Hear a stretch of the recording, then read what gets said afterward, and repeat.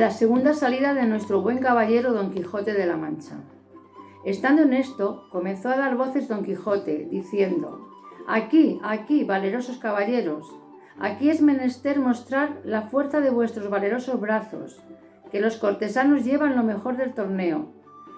Por acudir a este ruido y estruendo, no se pasó adelante en el escrutinio de los demás libros que quedaban, y así se cree que fueron al fuego, sin ser vistos ni oídos, la Carolea y León de España, con los hechos del emperador, compuestos por don Luis de Ávila, que sin duda debían de estar entre los que quedaban, y quizá,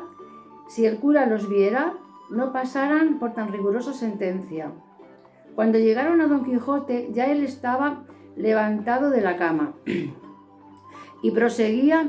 en sus voces y en sus desatinos dando cuchilladas y reveses a todas partes, estando tan despierto como si nunca hubiera dormido. Abrazáronse con él y por fuerza le volvieron al lecho, y después que hubo sosegado un poco, volviéndose a hablar con el cura le dijo: Por cierto, señor Anzolví Turpín, que es gran mengua de los que nos llamamos 12 pares dejar sin más ni más llevar la victoria de este torneo a los caballeros cortesanos, habiendo nosotros, los aventureros, ganado el prez en los 3 días antecedentes. Calle vuestra merced, señor compadre, dijo el cura, que Dios está servido que la suerte se mude, y que lo que hoy se pierde se gane mañana. Y atienda vuestra merced a su salud por agora, que me parece que debe de estar demasiadamente cansado, si ya no es que está mal ferido. Ferido no, dijo Don Quijote, pero molido y quebrantado no hay duda en ello, porque aquel bastardo de don Rondal me ha molido a palos con el tronco de una encina, y todo de envidia, porque ve que yo solo soy el opuesto de sus valentías. Mas no me llamaría Reinaldo de Montalbán si en levantándome de este lecho no me la pagare a pesar de todos sus encantamientos. Y por agora tráigame de llantar, que sé que es lo que más me hará al caso, y quédese lo de vengarme a mi cargo. Hicieronlo así, diéronle de comer, y quedóse otra vez dormido, y ellos admirados de su locura. Aquella noche quemó y abrasó el ama cuantos libros había en el corral y en toda la casa, y tales debieron de arder que merecían guardarse en perpetuos archivos, mas no lo permitió su suerte y la pereza del escrutiñador, y así se cumplió el refrán en ellos de que pagan a las veces justos por pecadores. Uno de los remedios que el cura y el barbero dieron, por entonces, para el mal de su amigo, fue que le murasen y tapiasen el aposento de los libros, porque cuando se levantase no los hallase, quizá quitando la causa cesaría el efecto, y que dijesen que un encantador se los había llevado, y el aposento y todo. Así fue hecho con mucha presteza. De allí a 2 días se levantó Don Quijote y lo primero que hizo fue a ver a sus libros, y no hallaba el aposento donde lo había dejado. Andaba de una en otra parte buscándole. Llegaba donde solía tener la puerta y tentábala con las manos, y volvía y revolvía los ojos por todos, sin decir palabra, pero al cabo de una buena pieza preguntó a su ama que hacia qué parte estaba el aposento de sus libros. El ama, que ya estaba bien advertida de lo que había de responder, le dijo: ¿Qué aposento que nada busca vuestra merced? Ya no hay aposento ni libros en esta casa, porque todo se lo llevó el mismo diablo. No era diablo, replicó la sobrina, sino un encantador que vino sobre una nube una noche, después del día que vuestra merced de aquí se partió, y apeándose de una sierpe en que venía caballero, entró en el aposento y no sé lo que se hizo dentro, que a cabo de poca pieza salió volando por el tejado, y dejó la casa llena de humo, y cuando acordamos a mirar lo que dejaba hecho, no vimos libro ni aposento alguno. Solo se nos acuerda muy bien, a mí y al ama, que al tiempo del partir Saquema el viejo dijo en altas voces que, por enemistad secreta que tenía al dueño de aquellos libros y aposento, dejaba hecho el daño en aquella casa que después se vería. Dijo también que se llamaba el sabio Muñatón. Frestón diría, dijo Don Quijote. No sé, respondió el ama, si se llamaba Frestón o Fritón, solo sé que acabó en su nombre. Así es, dijo Don Quijote, que ese es un sabio encantador, grande enemigo mío, que me tiene ojeriza, porque sabe por sus artes y letras que tengo de venir, andando los tiempos, a pelear en singular batalla con un caballero a quien él favorece, y le tengo de vencer, sin que él lo pueda estorbar, y por esto procura hacerme todos los sinsabores que puede, y mándale yo, que mal podrá él contradecir ni evitar lo que por el cielo está ordenado. ¿Quién duda de eso?, dijo la sobrina. Pero ¿quién le mete a vuestra merced, señor tío, en esas pendencias? ¿No será mejor estarse pacífico en su casa y no irse por el mundo a buscar pan de trastrigo, sin considerar que muchos van por lana y vuelven trasquilados? Oh, sobrina mía, respondió Don Quijote, y cuál mal que estás en la cuenta. Primero que a mí me trasquilen, tendré peladas y quitadas las barbas a cuantos imaginaren tocarme en la punta de un solo cabello.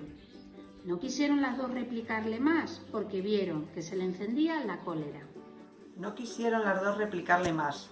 porque vieron que se le encendía la cólera. Es pues el caso que él estuvo 15 días en casa muy sosegado, sin dar muestras de querer secundar sus primeros devaneos, en los cuales días pasó graciosísimos cuentos con sus dos compadres, el cura y el barbero, sobre que él decía que la cosa de que más necesidad tenía el mundo era de caballeros andantes, y de que en él se resucitase la caballería andantesca. El cura algunas veces le contradecía y otras concedía, porque si no guardaba este artificio, no había poder averiguarse con él.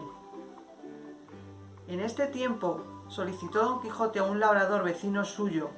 hombre de bien, si es que este título se puede dar al que es pobre, pero de muy poca sal en la mollera. En resolución, tanto le dijo, tanto le persuadió y prometió, que el pobre villano se determinó de salirse con él y servirle de escudero. Decíale, entre otras cosas, Don Quijote, que se dispusiese a ir con él de buena gana, porque tal vez le podía suceder aventura, que ganase en quítame allá esas pajas alguna ínsula, y le dejase a él por gobernador de ella. Con estas promesas y otras tales, Sancho Panza, que así se llamaba el labrador, dejó su mujer e hijos, y se asentó por escudero de su vecino. Dio luego Don Quijote orden en buscar dineros, y, viendo una cosa y empeñando otra, y malbaratándolas todas, llegó a una razonable cantidad. Acomodóse asimismo de una rodela que pidió prestada a su amigo, y, pertrechando su rota celada lo mejor que pudo, avisó a su escudero Sancho del día y la hora que pensaba ponerse en camino, para que él se acomodase de lo que viese que más le era menester. Sobre todo, le encargó que llevase alforjas. Él dijo que sí llevaría, y que asimismo pensaba llevar un asno que tenía muy bueno, porque él no estaba ducho a andar mucho de pie. En lo del asno reparó un poco Don Quijote, imaginando si se acordaba si algún caballero andante había traído escudero, caballero, asnalmente. Pero nunca le vino alguno a la memoria. Mas, con todo esto, determinó que le llevase, con presupuesto de acomodarle de más honrada caballería, en habiendo ocasión para ello,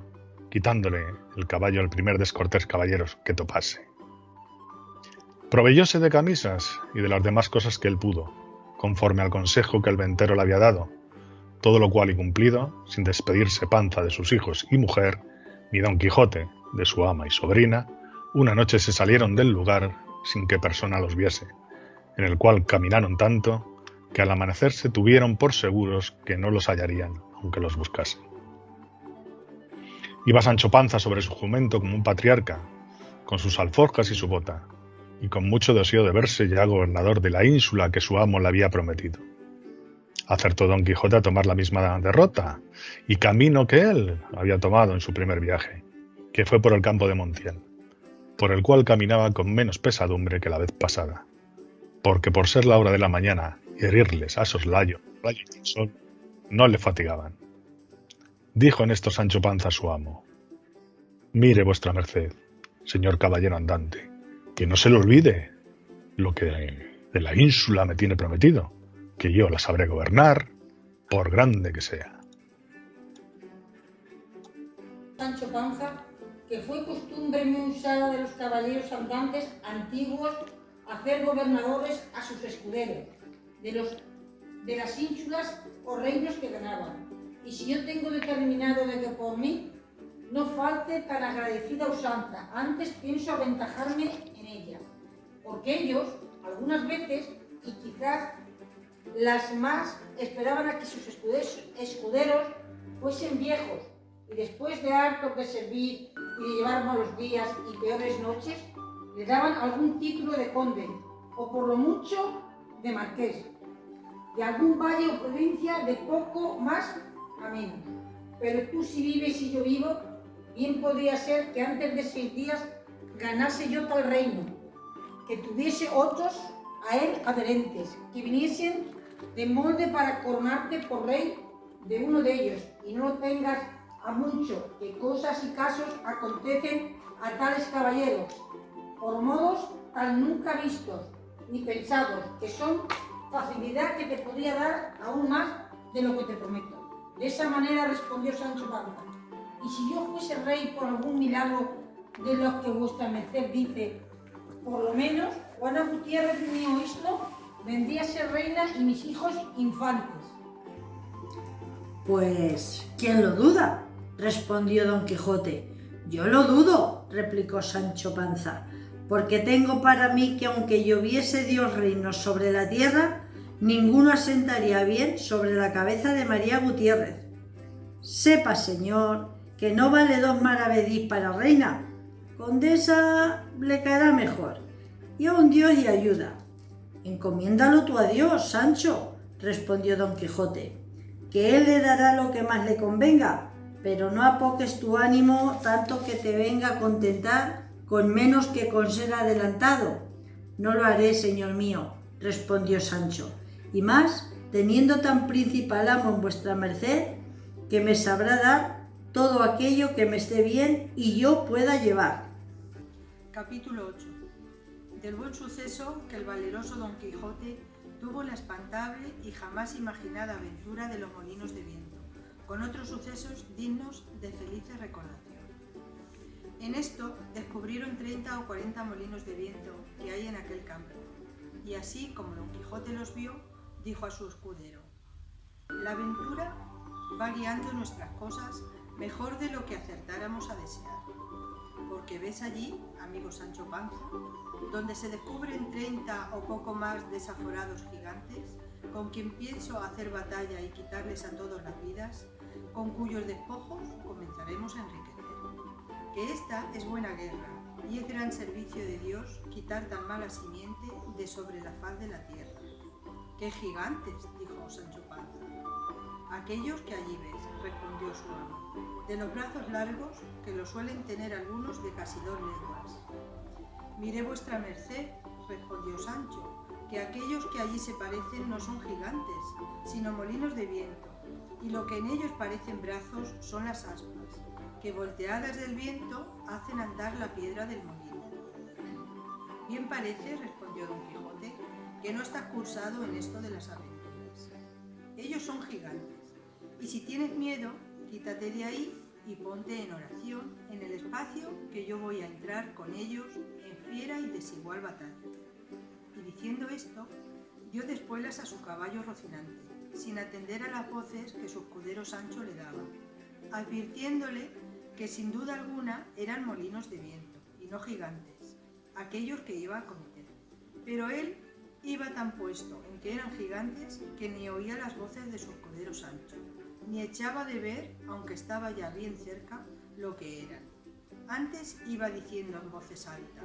«Non fullades, cobardes y viles criaturas, que un solo caballero es el que os acomete». Levantóse en esto un poco el viento, y las grandes aspas comenzaron a moverse, lo cual, visto por Don Quijote, dijo: pues aunque mováis más brazos que los del gigante Briareo, me lo habéis de pagar. Y diciendo esto, y encomendándose de todo corazón a su señora Dulcinea, pidiéndole que en tal trance le socorriese, bien cubierto de su rodela, con la lanza en ristre, arremetió a todo el galope de Rocinante y embistió con el primero molino que estaba delante. Y dándole una lanzada en el aspa, la volvió el viento con tanta furia que hizo la lanza pedazos, llevándose tras de sí al caballo y al caballero, que fue rodando muy maltrecho por el campo. Acudió Sancho Panza a socorrerle a todo correr de su asno, y cuando llegó halló que no se podía menear, tal fue el golpe que dio con él Rocinante. «Válame Dios», dijo Sancho, «¿no le dije yo a vuestra merced que mirase bien lo que hacía, que no eran sino molinos de viento, y no lo podía ignorar sino quien llevase otros tales en la cabeza?» «Calla, amigo Sancho», respondió don Quijote, «que las cosas de la guerra, más que otras, están sujetas a continua mudanza, cuanto más que yo pienso, y es así verdad, que aquel sabio Frestón que me robó el aposento y los libros ha vuelto estos gigantes en molinos por quitarme la gloria de su vencimiento. Tal es la enemistad que me tiene, mas al cabo han de poder poco sus malas artes contra la voluntad de mi espada».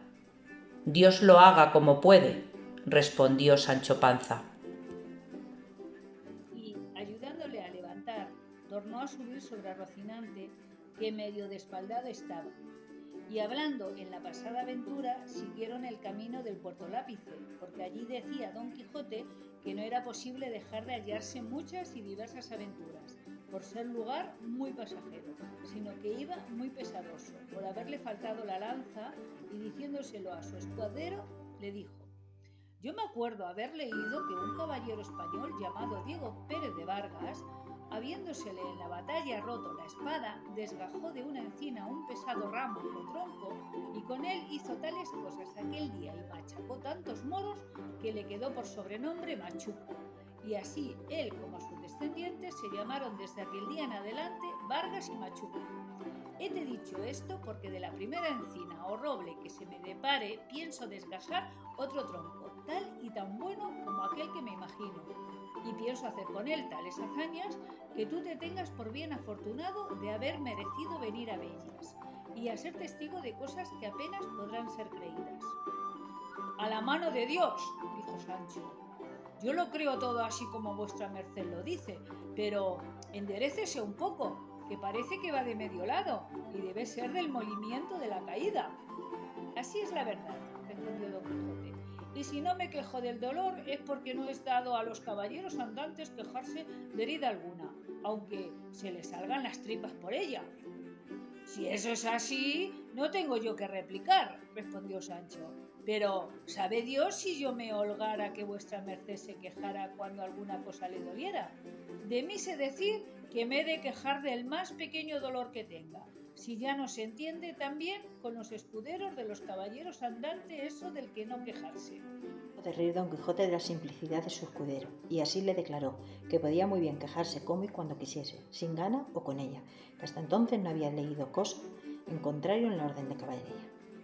Díjole Sancho que mirase que era la hora de comer. Respondióle su amo que por entonces no lo hacía menester, que comiese él cuanto se le antojase. Con esta licencia se acomodó Sancho lo mejor que pudo sobre su jumento, y sacando de las alforjas lo que en ellas había puesto, iba caminando y comiendo detrás de su amo. Y de cuando en cuando empinaba la bota, con tanto gusto que le pudiera envidiar el más regalado bodeguero de Málaga. En resolución, aquella noche la pasaron entre unos árboles, y de uno de ellos desgajó don Quijote un ramo seco que casi le podía servir de lanza, y puso en él el hierro que quitó de la que se le había quebrado. Toda aquella noche no durmió don Quijote pensando en su señora Dulcinea, por acomodarse de lo que había leído en sus libros, cuando los caballeros pasaban muchas noches sin dormir en las florestas y despoblados, entretenidos con las memorias de sus señoras. No le pasó así a Sancho Panza, que como tenía el estómago lleno y no de agua, de chicoria, y de un sueño se la llevó toda, y no fueron parte para despertarle, ni su amo no lo llamara, ni los rayos del sol, ni el canto de las aves, que la venida del nuevo Dios saludaban. Al levantarse, dio un tiento a la bota, y hallóla algo más flaca que la noche anterior, y afligiósele el corazón, porque parecerle que no llevaban camino de remediar tan presto su falta. No quiso desayunarse Don Quijote, porque, como está dicho, dio en su sentarse con sabrosas memorias. Tomaron a su comenzado camino de Puerto Lápices, y a obra de las 3 del día lo descubrieron. Aquí, dijo en viéndole Don Quijote, podemos, hermano Sancho, meter las manos hasta los codos en esto que llaman aventuras.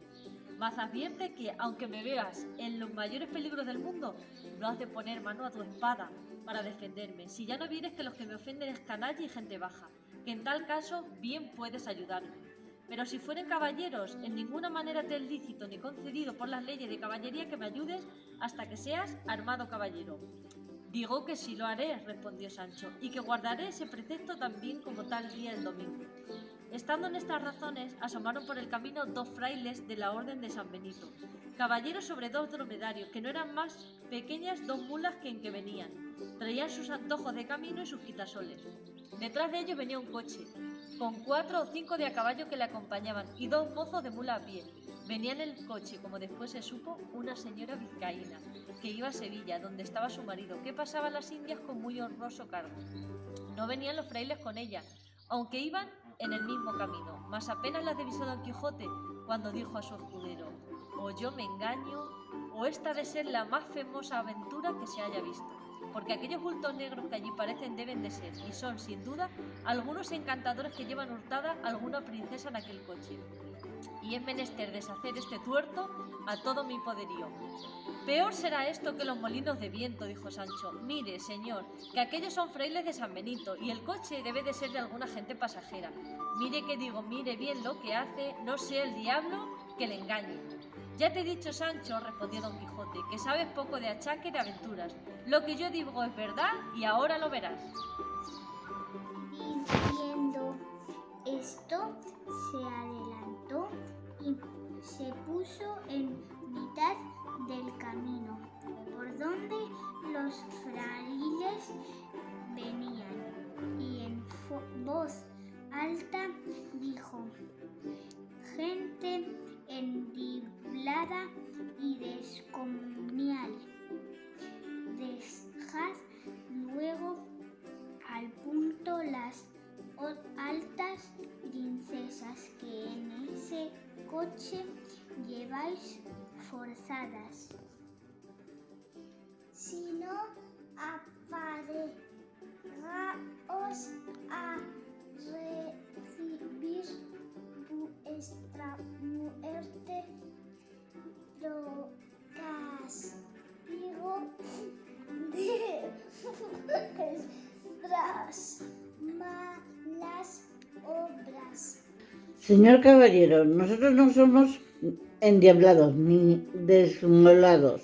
sino 2 religiosos que venimos de San Benito. Vamos nuestros caminos. Sabemos si este coche viene o ninguna fortaleza, princesas. Para conmigo no hay ninguna fortaleza, princesa. Para conmigo no hay palabras blandas. Ya yo os conozco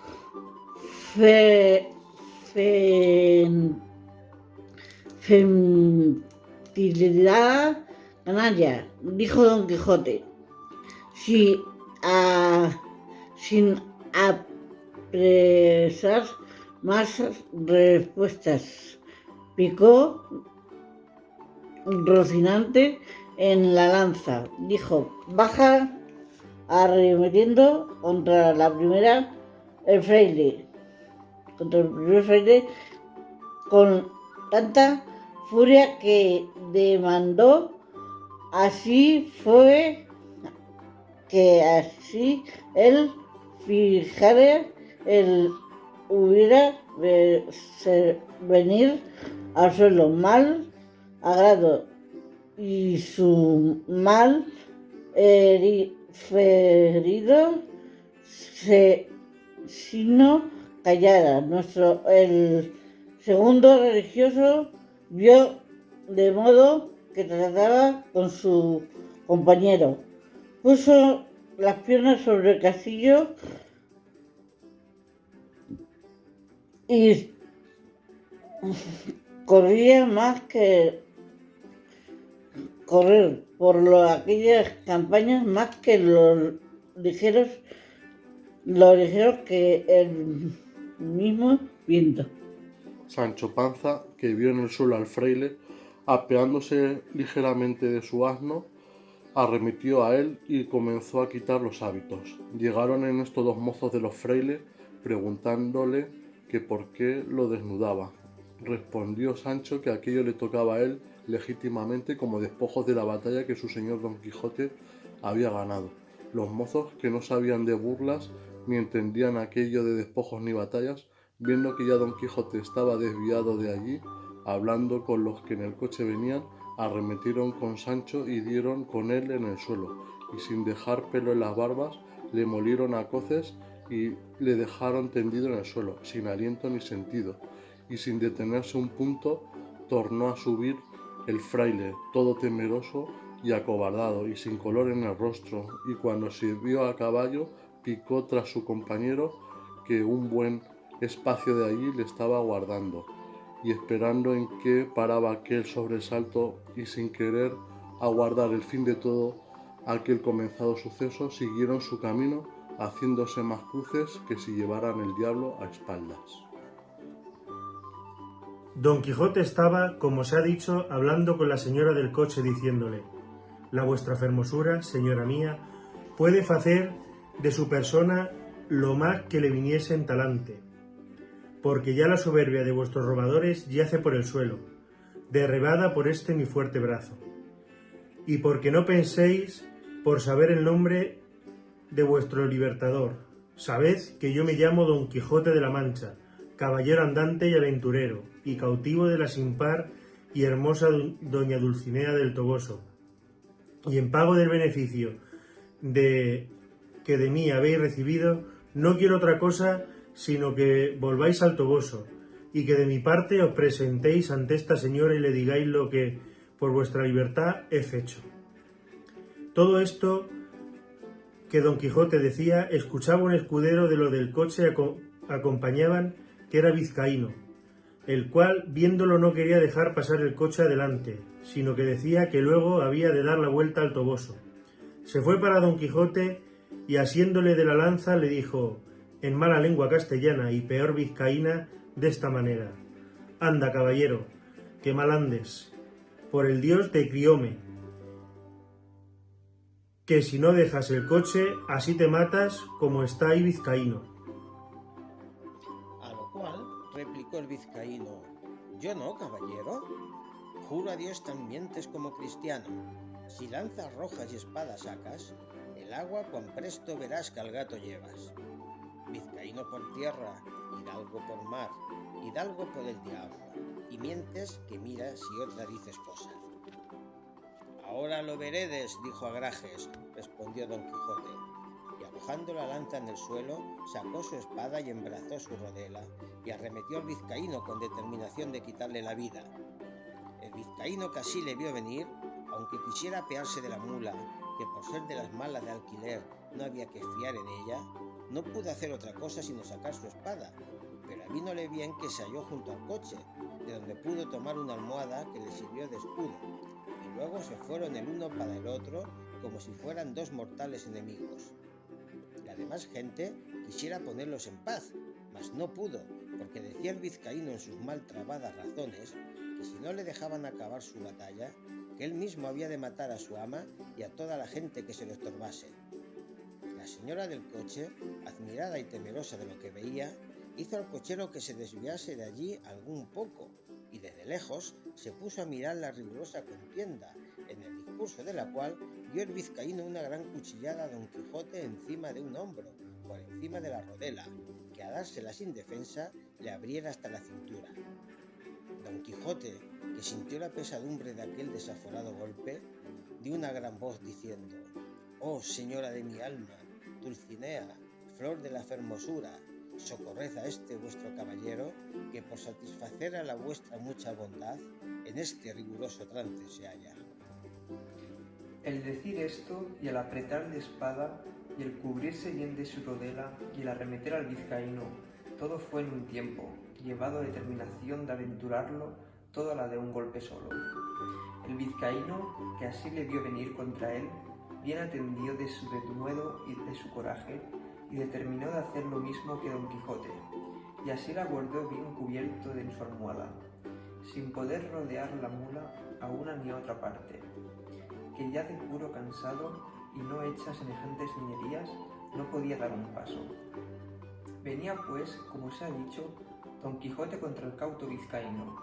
con la espada en alto, con determinación de abrirle por medio, y el vizcaíno la guardaba en sí mismo, levantada la espalda y aforada con su almohada. Y todas las circunstancias estaban temerosas, y colgados de lo que había de suceder de aquellos tamaños golpes con que se amenazaban. Y la señora del coche y las demás criadas suyas estaban haciendo mil votos y ofrecimientos a todas las imágenes y casas de devoción de España, porque Dios librase a su escudero y a ellas de aquel tan grande peligro en que se hallaba. Pero está el daño de todo esto en que en este punto deja pendiente el autor de esta historia esta batalla, disculpándose que no halló más escrito de estas hazañas de Don Quijote en las que deja de referidas. Bien es verdad que el segundo autor de esta obra no quiso creer que tan curiosa historia estuviese entregada a las leyes del olvido, ni que hubiesen sido tan poco curiosos los ingenios de la Mancha, que no tuviesen en sus archivos o en sus escritorios algunos papeles que este famoso caballero tratasen, y así con esta imaginación no se desesperó de hallar el fin de esta apacible historia, el cual, siéndole el cielo favorable, la halló del modo que se contara en la segunda parte. Capítulo 9, donde se concluye de fin la estupenda batalla que el gallardo vizcaíno y el valiente manchego tuvieron. Dejamos en la primera parte de esta historia al valeroso vizcaíno y al famoso Don Quijote con las espaldas altas y desnudas en guisa de descargar de furibundos pendientes tales que si en lleno se acarretaban, por lo menos se dividirían y venderían de arriba a abajo y abrirían como una granada, y en aquel punto tan dudoso paró y quedó destroncada tan sabrosa historia, sin que nos dice noticia su autor donde se podría hallar lo que de ella faltaba. Causóme esto mucha pesadumbre, porque el gusto de haber leído tan poco se volvía en disgusto de pensar el mal camino que se ofrecía para hallar lo mucho que a mi parecer faltaba de tan sabroso cuento. Parecióme cosa imposible y fuera de toda buena costumbre que a tan buen caballero le hubiese faltado alguien sabio que tomara a cargo el escribir sus nunca vistas hazañas, cosa que no faltó a ninguno de los caballeros andantes, de lo que dicen las gentes que van a sus aventuras, porque cada uno de ellos tenía uno o dos sabios, como de molde, que no solamente escribían sus hechos, sino que pintaban sus más mínimos pensamientos y niñerías, por más escondidas que fuesen, y no había de ser tan desdichado, tan buen caballero, que la faltase a lo que sabró aplatir y a otros semejantes. Y así, no podía inclinarme a creer que tan gallarda historia hubiese quedado manca y estropeada, y echaba la culpa a la malignidad del tiempo, devorador y consumidor de todas las cosas, el cual o la tenía oculta o consumida. Por otra parte, me parecía que, pues entre sus libros se habían hallado tan modernos como Desengaño de celos y ninfas y pastores de Henares, que también su historia debía ser moderna, y que, ya que no estuviese escrita, estaría en la memoria de la gente de su aldea y de las ellas circunvecinas. Esta imaginación me traía confuso y deseoso del saber real y verdaderamente toda la vida y milagro de nuestro famoso español Don Quijote de la Mancha, luz y espejo de la caballería manchega, y el primero que en nuestra edad y en estos tan calamitosos tiempos se puso al trabajo y ejercicio de las andantes armas, y al desfacer agravios, socorrer viudas, amparar doncellas, de aquellas que andaban con sus azotes y palafrenes, y con toda su virginidad a cuesta, de monte en monte y de valle en valle. Que si no era que algún follón, o algún villano de hacha y capellina, o algún descomunal gigante las forzaba, doncella hubo en los pasados tiempos, que al cabo de 80 años, que en todos ellos no durmió un día debajo de tejado, se fue tan entera a la sepultura como la madre que la había parido. Digo pues que por todos estos y otros muchos respetos es digno nuestro gallardo Quijote de continuas y memorables alabanzas. Y aun a mí no se me debe negar por el trabajo y diligencia que puse en buscar el fin tan desagradable historia. Aunque bien sé que si el cielo, el caso y la fortuna no me ayudarán, el mundo quedará falto y sin el pasatiempo. Y gusto que bien casi 2 horas podrá tener el que con atención la leyere. Pasó, pues al hallarla en esta manera. Estando yo un día en Alcaná de Toledo, llegó un muchacho a vender unos cartapacios y papeles viejos a un sedero.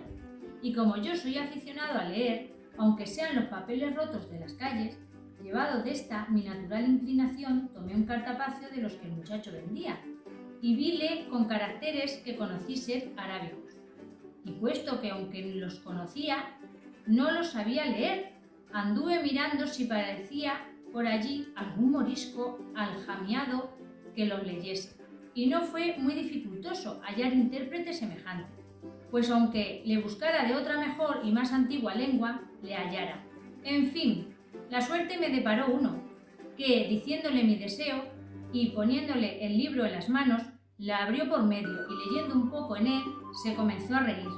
Preguntéle yo que de qué se reía, y respondióme que de una cosa que tenía aquel libro escrita en el margen por anotación. Díjele que me la dijese, y él, sin dejar de la risa, dijo: está, como he dicho aquí, en el margen escrito esto: está Dulcinea del Toboso, tantas veces en esta historia referida, dicen que tuvo la mejor mano para salar puercos que otra mujer de toda la Mancha. Cuando yo oí decir Dulcinea del Toboso, quedé atónito y suspenso, porque luego se me representó que aquellos cartapacios contenían la historia de Don Quijote. Con esta imaginación le di priesa que leyese el principio, y haciéndolo ansí, volviendo en improviso el arábigo en castellano, dijo que decía: Historia de Don Quijote de la Mancha, escrita por Cide Hamete Benengeli, historiador arábigo. Mucha discreción fue menester para disimular el contento que recibí, cuando llegó a mis oídos el título del libro, y salteándosele el sedero, compré al muchacho todos los papeles y cartapacios por medio real, que si él tuviera discreción y supiera lo que yo los deseaba, bien se pudiera prometer y llevar más de 6 reales de la compra. Estaba en el primero cartapacio, pintada muy al natural, la batalla de Don Quijote con el vizcaíno, puestos en la misma postura que la historia cuenta, levantadas las espadas, el uno cubierto con su rodela, el otro con la almohada, y la mula del vizcaíno tan al vino, que estaba mostrando ser de alquiler a tiro de ballesta. Tenía a los pies escrito el vizcaíno un título que decía Don Sancho de Azpetia, que sin duda debía de ser su nombre, y a los pies de Rocinante estaba otra que decía Don Quijote. Estaba Rocinante maravillosamente pintado, tan largo y tendido, tan atenuado y flaco, con tanto espinazo, tan ético confirmado, que mostraba bien al descubierto con cuánta advertencia y prosperidad se le había puesto el nombre de Rocinante. Junto a él estaba Sancho Panza, que tenía del cabestro a su asno, a los pies del cual estaba otro rétulo que decía Sancho Zancas, y debía de ser que tenía, a lo que mostraba la pintura, la barriga grande, el talle corto y las zancas largas. Y por esto se le debió de poner nombre de Panza y de Zancas, que con estos 2 sobrenombres le llamaban algunas veces la historia. Otras, algunas menudencias, había que advertir, pero todas son de época de poca importancia y que no hacen al caso a la verdadera relación de la historia, que ninguna es mala, como sea verdadera. Si a esta se le puede poner alguna objeción cerca de su verdad, no podrá ser otra sino haber sido su autor Arabijo, siendo muy propio de aquella nación ser mentirosos, aunque por ser tan nuestros enemigos, antes se pueden entender haber quedado falto en ella que demasiado. Y ansí me parece a mí, pues cuando pudiera y debiera extender la pluma en las alabanzas de tan buen caballero, parece que de industria las pasa en silencio, cosa mal hecha y peor pensada, habiendo y debiendo ser los historiadores puntuales, verdaderos y no nada apasionados, y que ni el interés, ni el miedo, el rancor ni la afición no les hagan torcer el camino de la verdad, cuya madre es la historia, émula del tiempo, depósito de las acciones, testigo de lo pasado, ejemplo y aviso de lo presente, advertencia de lo porvenir. En esta sé que se hallará todo lo que se acerque a desear en la más apacible, y si no algo bueno en ella faltaré. Para mí tengo que fue por culpa de algo de su autor, aunque que por falta del sujeto. En fin, una segunda parte siguiendo la traducción comenzaba de esta manera: puestas y levantadas en lo alto las cortadoras espadas de los dos valerosos y enojados combatientes, no parecía sino que estaban amenazando al cielo, a la tierra y al abismo. Tal era el denuedo y continente que tenían. Y el primero que fue a descargar el golpe fue el colorico vizcaíno, en cual fue dado con tanta fuerza y tanta furia que al no volverse la espalda en el camino, aquel golpe fuera bastante para dar fin a su rugosidad contienda y a todas las aventuras de nuestro caballero, más la buena suerte, que para mayores cosas le tenía guardado. Torció la espalda de su contrario, de modo que, aunque le acertó en el hombro izquierdo, no le hizo otro daño que desamarle todo aquel lado, llevándose de camino gran parte de la celada con la mitad de la oreja, que todo ello con espantosa ruina vino al suelo, dejándolo muy a maltrecho. Válame Dios, y quién será aquel que buenamente pueda contar ahora la rabia que entró en el corazón de nuestro manchego, viéndose parar de aquella manera. No se diga más, sino que fue de manera que se alzó de nuevo en los estribos, y apretando más la espalda en las dos manos, con tal furia descargó sobre el vizcaíno, acertándole de lleno sobre la almohada y sobre la cabeza, que sin ser parte tan buena defensa, como si cayera sobre él una montaña, comenzó a echar sangre por las narices y por la boca y por los oídos, y a dar muestras de caer de la mula abajo, de donde cayera sin duda si no se abrazara con el cuello, pero con todo eso sacó los pies de los estribos y luego soltó los brazos, y la mula, espantada del terrible golpe, dio a correr por el campo, y a pocos corcovos dio con su dueño en tierra. Estábaselo con mucho sosiego mirando Don Quijote, y como lo vio caer, saltó de su caballo y con mucha ligereza se llegó a él, y poniéndole la punta de la espalda en los ojos, le dijo que se rindiese, sino que le cortaría la cabeza. Estaba el vizcaíno tan turbado que no podía responder palabra, y él pasara mal según estaba ciego de Don Quijote. Si las señoras del coche, que hasta entonces con gran desmayo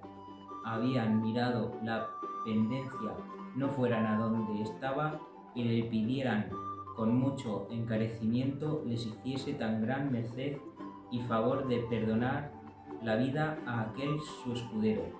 a lo cual Don Quijote respondió con mucho entono y gravedad: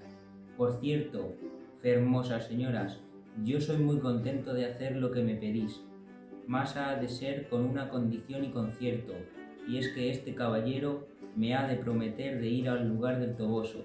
y presentar de mi parte ante la sin par doña Dulcinea, para que ella haga de él lo que más fuere de su voluntad. Las temerosas y desconsoladas señoras, sin entrar en cuenta de lo que Don Quijote pedía y sin preguntar quién Dulcinea fuese, le prometieron que el escudero haría todo aquello que de su parte le fuese mandado, pues en fe de esa palabra yo no le haré más daño, puesto que me lo tenía bien merecido. Capítulo 10. De los graciosos razonamientos que pasaron entre Don Quijote y Sancho Panza, su escudero. Ya en este tiempo se había levantado Sancho Panza algo maltratado de los mozos de los frailes, y había estado atento a la batalla de su señor Don Quijote, y rogaba a Dios en su corazón fuese servido de darle victoria, y que en ella ganase alguna ínsula de donde le hiciese gobernador como se lo había prometido. Viendo pues ya acabada la pendencia y que su amo volvía a subir sobre Rocinante, llegó a tenerle el estribo, y antes que subiese se hincó de rodillas delante de él, y asiéndole de la mano se la besó y le dijo: «Sea vuestra merced servido, señor Don Quijote mío, de darme el gobierno de la ínsula que en esta rigurosa pendencia se ha ganado, que por grande que sea yo me siento con fuerzas de saberla gobernar tal y tan bien como otro que haya gobernado ínsula en el mundo». A lo cual respondió Don Quijote: «Advertid, hermano Sancho, que esta aventura y a las a estas semejantes no son aventuras de ínsulas, sino de encrucijadas, en las cuales no se gana otra cosa que sacar rota la cabeza o una oreja menos. Tened paciencia, que aventuras se ofrecerán, donde no solamente os pueda hacer gobernador, sino más adelante». Agradecióselo mucho Sancho, y besándole otra vez la mano y la falda de la loriga, le ayudó a subir sobre Rocinante. Y él subió sobre su asno y comenzó a seguir a su señor, que a paso tirado, sin despedirse ni hablar más con las del coche, se entró por un bosque que allí junto estaba. Seguíale Sancho a todo el trote de su jumento, pero caminaba tanto Rocinante que, viéndose quedar atrás, le fue forzoso dar voces a su amo que se aguardase. Hízolo así Don Quijote, teniendo las riendas a Rocinante hasta que llegase su cansado escudero, el cual en llegando le dijo: «Paréceme, señor, que sería acertado irnos a retraer a alguna iglesia, que según quedó maltrecho aquel con quien os combatisteis, no será mucho que den noticia del caso a la Santa Hermandad, y nos prendan. Y a fe que si lo hacen, que primero que salgamos de la cárcel, que nos ha de sudar el lobo». «Calla», dijo Don Quijote, «¿y dónde has visto tú o leído jamás que el caballero andante haya sido puesto ante la justicia por más homicidios que hubiese cometido?» «Yo no sé nada de homicidios», respondió Sancho, «ni en mi vida le caté a ninguno. Solo sé que la Santa Hermandad tiene que ver con los que pelean en el campo, y en eso otro no me entremeto». «Pues no tengas pena, amigo», respondió Don Quijote, «que yo te sacaré de las manos de los caldeos cuanto más de la hermandad. Pero dime por tu vida, ¿has visto más valeroso caballero que yo en todo lo descubierto de la tierra? ¿Has leído en historias otro que tenga ni haya tenido más brío en acometer, más aliento en el preservar, más destreza en el herir, ni más maña en el derribar?» «La verdad sea», respondió Sancho, «que yo no he leído ninguna historia jamás, porque ni sé leer ni sé escribir. Mas lo que os haré apostar es que más atrevido amo que vuestra merced yo no le he servido en todos los días de mi vida. Y quiero a Dios que esos atrevimientos no se paguen donde tengo dicho. Lo que le ruego a vuestra merced es que se cure, que le va mucha sangre de esa oreja, que aquí traigo hilas y un poco de ungüento blanco en las alforjas». «Es un bálsamo», respondió Don Quijote, «de quien tengo la receta en la memoria, con el cual no hay que tener temor a la muerte, ni hay pensar morir de ferida alguna. Y ansí, cuando yo le haga y te le dé, no tienes más que hacer sino que, cuando vieras que en alguna batalla me han partido por medio del cuerpo, como muchas veces suele acontecer, bonitamente la parte del cuerpo que hubiera caído en el suelo y con mucha sutileza, antes que la sangre se hiele, la pondrás sobre la otra mitad que quedare en la silla, advirtiendo de encajadlo igualmente y al justo. Luego me darás a beber solo 2 tragos del bálsamo que he dicho, y verásme quedar más sano que una manzana». «Si eso hay», dijo Panza, «yo renuncio desde aquí al gobierno de la prometida ínsula, y no quiero otra cosa que en pago de mis muchos y buenos servicios, sino que vuestra merced me dé la receta de ese extremador licor, que para mí tengo que valdrá la onza a donde quiera más de a 2 reales, y no he menester yo para más pasar esta vida honrada y descansadamente. Pero es de saber agora si tiene mucha costa el hacelle». «Con menos de 3 reales se pueden hacer 3 azumbres», respondió Don Quijote.